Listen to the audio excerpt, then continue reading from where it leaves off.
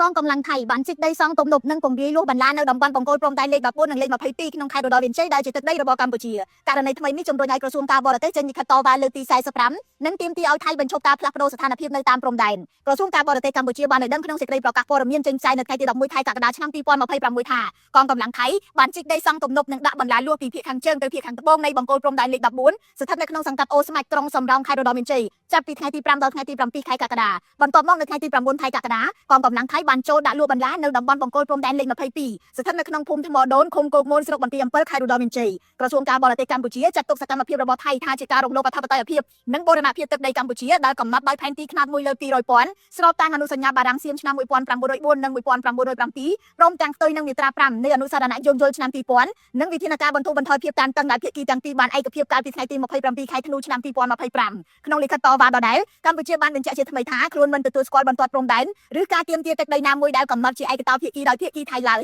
កម្ពុជាជំរុញឲ្យភាគីថៃបញ្ឈប់ជាបន្ទាន់នៅសកម្មភាពនៅតំបន់ខាងលើក៏ដូចជាតំបន់ផ្សេងទៀតដែលកងកម្លាំងថៃបានកាន់កាប់តាំងពីឆ្នាំមុនគួរបញ្ជាក់ថានេះជាលិខិតតវ៉ាលើកទី45ហើយដែលកម្ពុជាបានផ្ញើទៅកាន់ប្រទេសថៃចាប់តាំងពីភាពតានតឹងតាមព្រំដែនបានផ្ទុះឡើងក្រោយការប្រយុទ្ធគ្នាពីរលើកកាលពីឆ្នាំ2025ចាប់តាំងពីពេលនោះកម្ពុជាបានតវ៉ាជាបន្តបន្ទាប់ចំពោះសកម្មភាពរបស់ថៃដូចជាការសាងសង់របងដាក់បន្លាលួសជីកទំនប់ដំឡើងរូបសំណាកនិងទង់ជាតិថៃជាដើមនៅក្នុងទឹកដីខ្មែរភាគីថៃមិនទាន់ឆ្លើយតបចំពោះការតវ៉ាចុងក្រោយនេះរបស់កម្ពុជានៅឡើយទេខ្ញុំរស់សុធាពី News Today NTTV